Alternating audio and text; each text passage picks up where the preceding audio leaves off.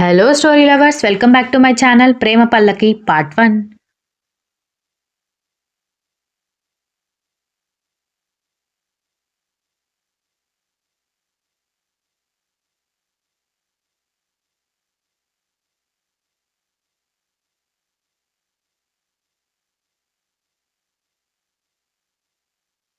Mythili's mansion అని ఒక అందమైన ఇల్లు. ప్రముఖ పారిశ్రామికవేత్త మైథిలి వీర్ వాళ్ళ ఇల్లు అది. దాదాపు 20-30 ఎకరాల్లో కట్టారు అన్నదానికి గుర్తుగా రాజభవనాన్ని తలపిస్తున్న ఆ ఇంట్లో మొదటిగా కనిపించేది 10 అడుగులకి పైన వెడల్పున్న పెద్ద గేట్. ఆ గేట్ దగ్గర 2 వాచ్మెన్స్తో పాటు వాళ్ళపైన మరొక 2 సెక్యూరిటీ ఆఫీసర్స్ ఉన్నారు. ఆ సెక్యూరిటీ ఆఫీసర్స్ దగ్గర పర్మిషన్ తీసుకుని వాచ్మెన్ వాళ్ళు బయట నుంచి గేట్ ఓపెన్ చేస్తారు. ఆ వెడల్పాటి గేట్ దాటి లోపలికి వెళ్ళిన తర్వాత 4 మనుషులు మాత్రమే పక్కపక్కన నిలబడి నడిస్తే ఎంత వెడల్పు ఉంటుందో అంత వెడల్పు టైల్స్ వేసి అటు సైడ్ మొత్తం గార్డెన్ ఉండేలా క్రియేట్ చేశారు. పండ్ల మొక్కలు మొత్తం లోపలికి ఉంటే పక్కకి మాత్రం చిన్న చిన్న పూల మొక్కలు మాత్రమే ఉంటాయి.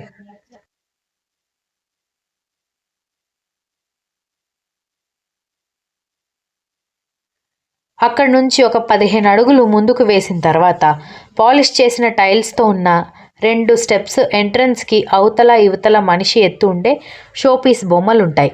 మరొక 2 అడుగులు వేస్తే పెద్ద సింహద్వారం ఉండి డోర్ దగ్గర నుంచి ఇల్లు ఎంత రిచ్గా ఉందో కనిపించేలా అట్మాస్ఫియర్ ఉంటుంది.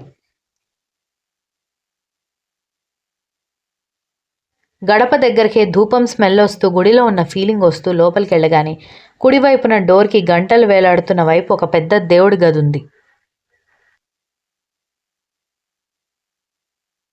తెలుపు రంగు చీరకి గోల్డ్ కలర్ మరీ షైన్ అవ్వకుండా నార్మల్గా ఉన్న వెడల్పాటి బార్డర్కి రెడ్ కలర్ డిజైనర్ బ్లౌజ్ వేసుకుని నడి వయసు ఆడమనిషి అందంగా పొందికగా కూర్చుని శ్రద్ధగా మంత్రాలను పఠిస్తోంది. కమలాలని 2 చేతులతో ధరించి అభయవరద హస్తముద్రలను ప్రదర్శిస్తూ గజరాజు సేవిస్తుండగా శ్రీమాన్ మహాలక్ష్మి ధూపములో అమ్మ దర్శనమిస్తుంది. మహాలక్ష్మీదేవి సర్వమంగళకారిణి, ఐశ్వర్య ప్రవాహమును అష్టలక్ష్ముల సమిష్టి రూపమే మహాలక్ష్మి అంటూ పూజగది బయట కూర్చుని భక్తి పారవస్యంతో మునిగిపోతున్న అత్తమామలకు ఎక్స్ప్లెయిన్ చేసింది. పూజ మొత్తం ముగించిన తర్వాత హారతి కళ్ళకద్దుకుని అత్తమామలకిచ్చి ఆ తర్వాత బయటకు వచ్చేసరికి కొడుకు స్టైల్గా రెడీ అవుతూ బయటకు వెళ్తుంటే కోడలు వెనకాలే బ్యాగ్ తీసుకుని వస్తూ కనిపించింది. అద్విక్ అన్న తల్లి పిలుపు సుమనోహరంగా వినిపించడంతో తలెత్తి చూసి నవ్వుతూ ఎదురొచ్చి గుడ్ మార్నింగ్ మమ్మీ అని చెప్పి షూస్ విప్పి హారతి కళ్ళకద్దుకున్నాడు. కోడలు కూడా స్నానం చేసి నిండుగా రావడంతో హారతి తీసుకుంది. అత్తగారి కాళ్ళకి నమస్కరించింది. గగన, బ్రేక్ఫాస్ట్ రెడీ అయిందా అంటూ కోడల్ని ప్రశ్నించింది ఆ నడి వయసు స్త్రీ. బ్రేక్ఫాస్ట్ చేయడం కంప్లీట్ అయిన తర్వాతే నేను ఫ్రెష్ అవ్వడానికి వెళ్ళాను అత్తయ్య. మామయ్య గారు వస్తే బ్రేక్ఫాస్ట్ చేయొచ్చు అంది.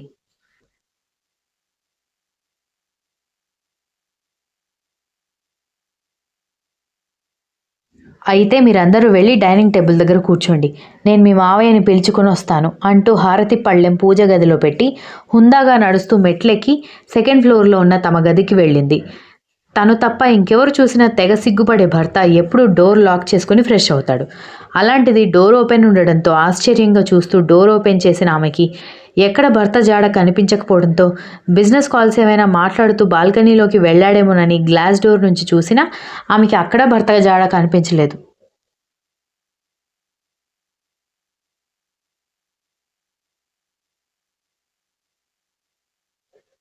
బాత్రూమ్ డోర్ కూడా ఓపెన్ చేసి ఉండేసరికి బాత్రూంలో కూడా లేడని అర్థమై ఏదో ఆలోచనలో ఉన్న ఆమె సడన్గా 2 చేతులు ఆమె నడుముని చుట్టేయడంతో ఉలిక్కిపడి ఆ వెంటనే తనని అలా హత్తుకునే హక్కు ధైర్యం ఒక్క వ్యక్తికి మాత్రమే ఉంటుందని తెలియడంతో ఏంటి కన్నా, కొడుకు పెళ్ళి అయింది, మరొక కొడుకు పెళ్ళికి కూడా వచ్చాక ఈ అల్లరేంటి అంది. భార్య మాటలు వింటూ ఆమె మెడ మీద వెచ్చని ముద్దులు పెడుతూ అబ్బా, ఏదో నేను సంవత్సరాలు దూరం ఉండి ఇప్పుడొచ్చి అల్లరి చేస్తున్నట్టు మాట్లాడుతున్నావు, మనకిది ఉండేదే కదా అని గారంగా అడుగుతూ ఆమెని తన వైపుకి తిప్పుకొని పెదవుల దగ్గరికి రాబోతుంటే అత్తయ్య అంటూ డోర్ కొట్టిన సౌండ్కి ఇద్దరూ దూరం జరిగారు.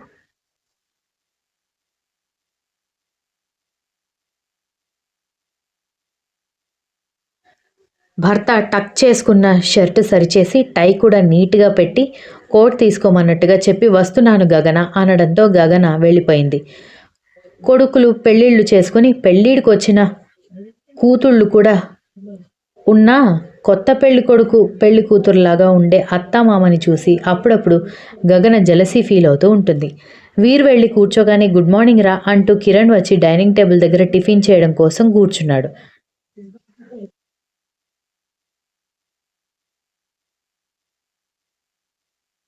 గుడ్ మార్నింగ్ అన్నయ్య అంటూ వీర్ ప్రేమగా రిప్లై ఇచ్చాడు. వీర్ కిరణ్ సొంత అన్నదమ్ములు. కిరణ్ పెద్దవాడు. Mahi alias Maheshwari Kiran wife. మహి మైథిలి కంటే పెద్దదే.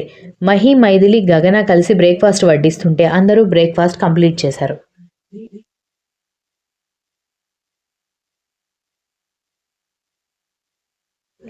కిరణ్కి 2 పిల్లలు ఆదిత్య చందన. వీర్కి 2 అబ్బాయిలు 2 అమ్మాయిలు. 4 పిల్లలు అద్విక్ కృష్ణ, వంశీకృష్ణ, ధృతి, దితి. అద్విక్ అందరికంటే పెద్దవాడు కావడంతో ముందు తన స్టడీస్ ఫారెన్లో కంప్లీట్ చేసుకుని వచ్చి తండ్రి చూసిన అమ్మాయిని పెళ్లి చేసుకుని బిజినెస్ చూసుకుంటే వంశీ, ఆదిత్య, దితి, ధృతి, చందన యుఎస్లో చదువుకుంటున్నారు.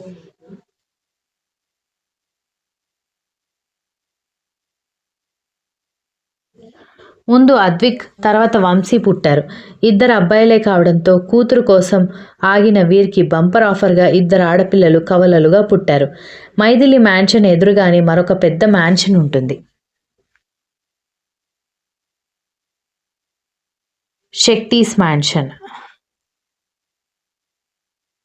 ఇంచుమించు మైథిలి మ్యాన్షన్కి దీనికి పెద్ద తేడా ఏముండదు. ఏమండి బ్రేక్ఫాస్ట్ రెడీ అంటూ పిలిచిన భార్య పిలుపుకి ఆఫీస్కి రెడీ అయ్యి కోట్ భుజం మీద వేసుకుని బ్రేక్ఫాస్ట్ చేయడానికి వచ్చాడు ధ్రువ.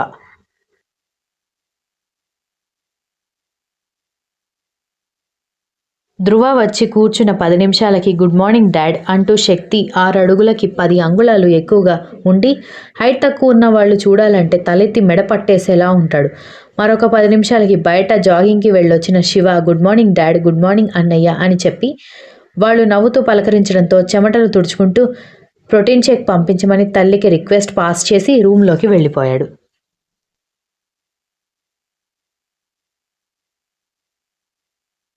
ప్రోటీన్ షేక్ తాగి జాగింగ్ చేసి వచ్చి కూడా మళ్ళీ మరొకసారి జిమ్ చేసి ఫ్రెష్ అయ్యి బ్రేక్ఫాస్ట్కి వచ్చేసరికి శక్తి, ధ్రువ రెడీ అయ్యి ఆఫీస్కి వెళ్ళిపోయారు. శివ కూడా బ్రేక్ఫాస్ట్ చేసి కాలేజ్కి వెళ్ళాడు. శక్తి, శివతో పాటు మరొక ఆడపిల్ల ఉంది. తనే సత్యభామ. తను కూడా యుఎస్లో చదువుతుంది.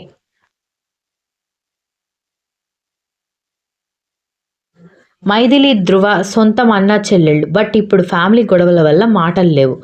వీరంటే మామ వల్లే అత్తని చూసే అవకాశం కూడా లేదని శక్తి తండ్రి కంటే ఎక్కువ మామ మీద కోపం పెంచుకున్నాడు. సో వీరికి మేనల్లుడు బిజినెస్లో ఒక 3-4 ఏళ్ల నుంచి గట్టి పోటీ ఇస్తున్నాడు. మామ అల్లుళ్ల మధ్య పచ్చగడ్డి వేస్తే బగ్గుమంటుంది.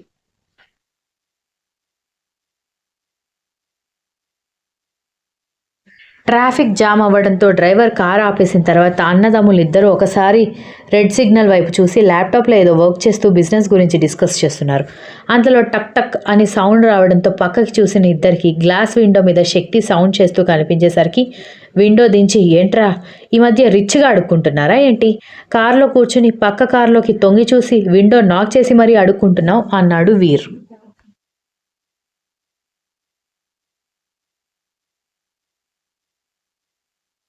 ఏం లేదు మామ, డ్రైవర్ కూర్చునే సీట్ దగ్గర వేలాడే బొమ్మ తల ఊడిపోతే కనీసం అది మార్చే స్తోమత కూడా లేకపోయినా ఫైనాన్స్ మీద కారు తిప్పుతున్నారు చూడు, నీ మీద జాలి వేసి నా సహాయం ఏమైనా కావాలేమో అడగడానికి పిలుస్తున్నాను అన్నాడు.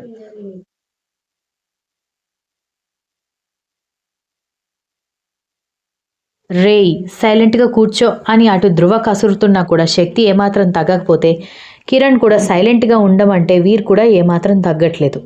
వీళ్ళ ఆర్గ్యుమెంట్లో ట్రాఫిక్ క్లియర్ అయ్యి గ్రీన్ సిగ్నల్ కూడా పడ్డంతో ఎవరికి వాళ్ళు మాటలు ఆపేసి ఎవరి రూట్లో వాళ్ళు వెళ్ళిపోయారు.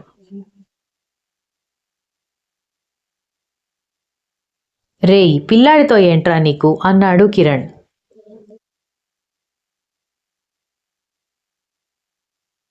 అందుకే కౌంటర్ అటాక్, లేదంటే నా రియాక్షన్ వేరేలాగా ఉంటుంది. మైథిలి మొహం చూసి వాడిని బేర్ చేస్తున్నాను.